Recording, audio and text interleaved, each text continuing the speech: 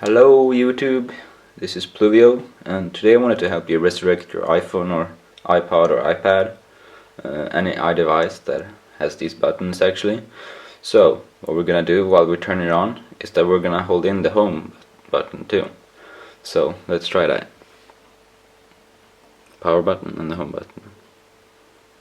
And as you can see, the Apple logo shows up on my screen. It can take like 10 seconds before it does for you, so just keep doing it till you see the Apple. And we will wait just a second to see that it actually turns on. And there you go, it's working, it's back to normal.